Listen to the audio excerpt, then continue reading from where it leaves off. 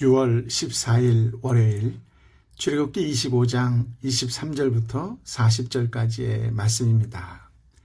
영이신 하나님은 시간과 공간의 제한을 받지 않으시며 모든 곳에 실존해 계십니다. 그런 하나님께서 당신의 임재를 상징하는 처소, 즉 이동식 성막을 만들 것을 이스라엘 백성에게 명령하셨습니다. 참으로 놀라운 은혜가 아닐 수 없습니다. 친절하신 하나님은 성막의 모양과 치수를 알려주는 도안을 주셨습니다.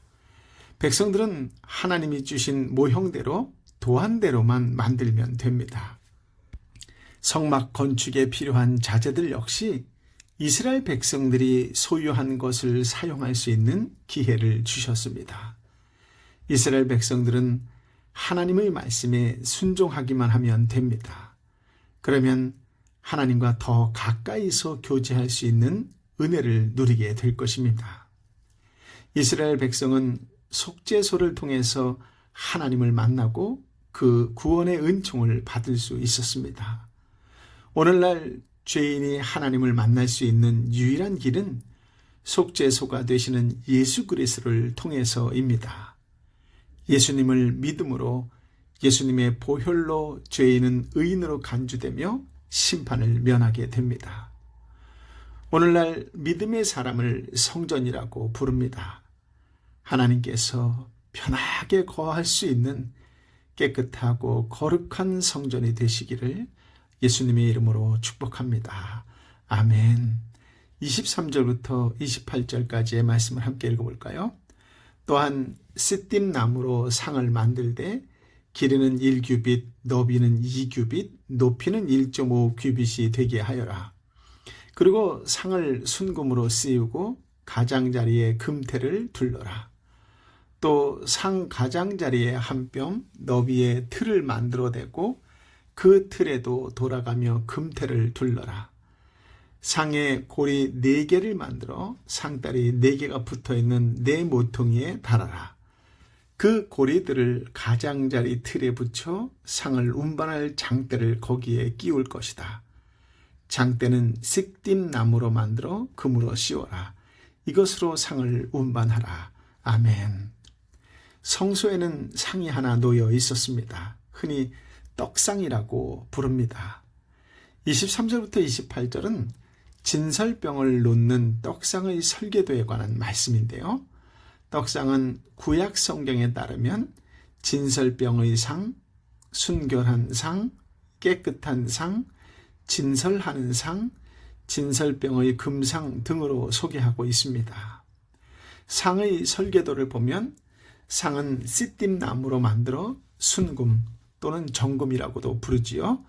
순금으로 감싸고 금테를 두르는데 길이 2규빗, 너비가 1규빗, 높이는 언약궤처럼 1.5규빗이었습니다. 상 가장자리에 한 뼘 너비의 틀을 만든 후 다시 금테를 두르지요. 상다리 4개에 각각 금고리를 만들고 시띠 나무의 금을 감싼 장대를 그 고리에 끼워 맬 수 있게 합니다.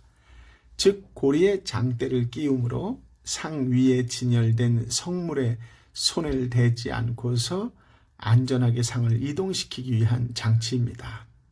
이 상은 성소의 북쪽에 위치하는데 뜰에서 들어서는 제사장의 오른편에 놓여 있었습니다. 진설병은 맛도 없고 모양도 좋지 않았습니다. 하나님 앞에서 이스라엘 백성들은 마치 진설병 같았습니다. 그러나 하나님은 당신의 백성이 아무리 부족하더라도 있는 모습 그대로 나아오기를 원하십니다. 교만과 가식을 버리고 정직하게 나아올 때 기뻐하십니다. 또한 하나님께 드려진 진설병이라고 해도 시간이 지나면 부패할 수밖에 없습니다. 따라서 성도들은 하나님 앞에서 겸손하게 자신을 쳐서 복종시킬 때에만 부르심에 합당한 삶을 살아갈 수 있습니다. 저와 여러분도 부르심에 합당한 삶을 살아갈 수 있게 되기를 예수님의 이름으로 축복합니다. 아멘. 29절 30절은 상과 함께 있는 부속 기구들의 설계도인데요.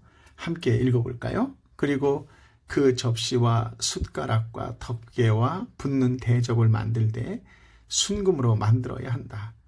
이 상 위에 진설병을 두는데 그것이 항상 내 앞에 있게 하여라. 아멘. 상 위에 있는 순금으로 만든 4종류의 용기가 진설병과 함께 준비되어야 합니다.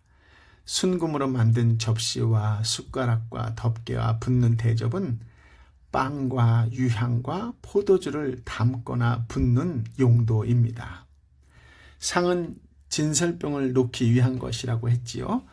진설병은 임재의 빵이라고도 부르기도 합니다. 임재의 빵이란 말은 그 빵이 이스라엘 백성이 준비해야 할 영적 음식의 상징, 즉 곧 하나님께 받은 소명의 상징적 의미가 내포된 것으로 하나님 앞에 놓여 있음을 의미합니다. 상 위에는 고운 가루로 만든 빵을 6개씩 2줄로 쌓아두는데 안식일마다 새 빵으로 바꾸고 물려낸 빵은 제사장이 먹습니다.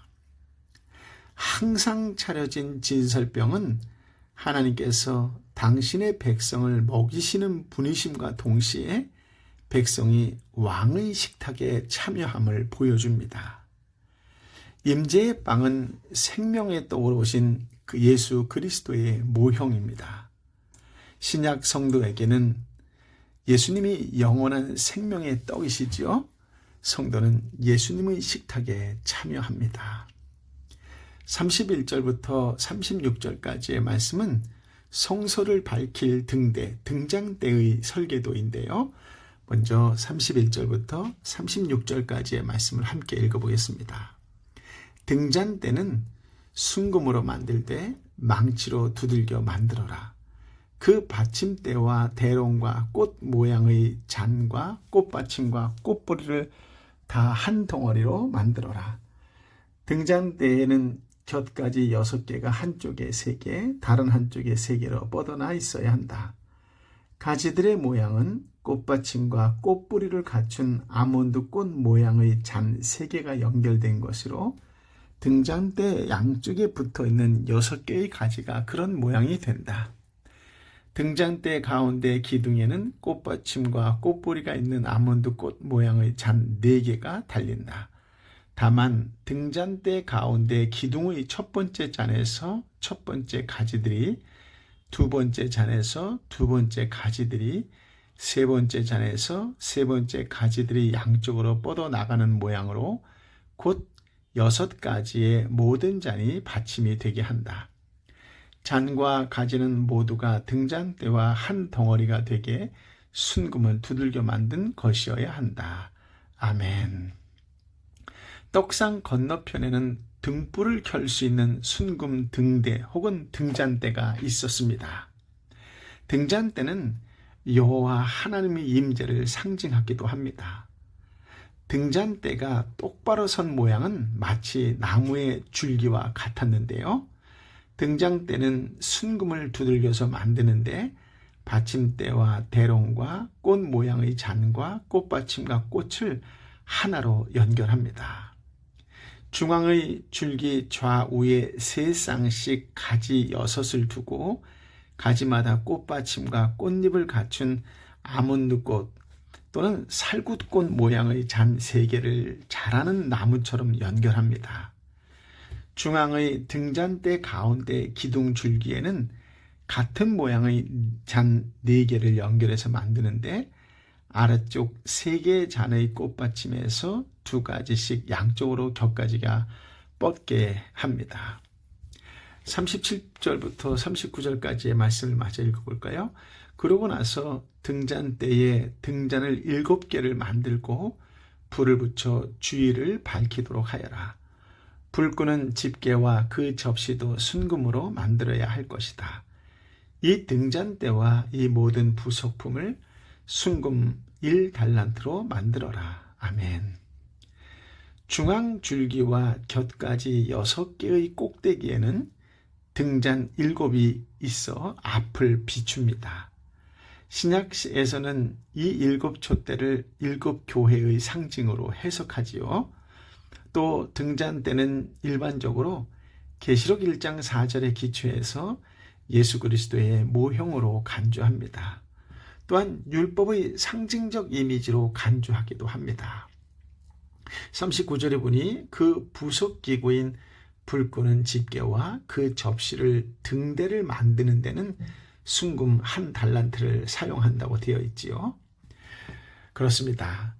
등잔의 기름처럼 성도에게는 성령님의 기름 부으심이 반드시 필요합니다.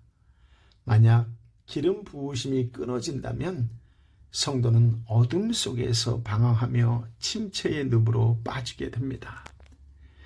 지속적인 성령님의 조명을 받을 때 말씀의 빛 아래에서 확신과 능력을 갖고 비전을 향해 나아갈 수 있습니다. 그 누구도 자기의 힘과 지혜로는 하나님의 뜻을 이룰 수 없습니다. 성령님의 능력과 은사를 간절히 사모하고 소유해야만 하나님이 주신 거룩한 사명을 완수할 수 있습니다. 날마다 말씀 가운데 성령 충만하시기를 예수님의 이름으로 축복합니다. 아멘.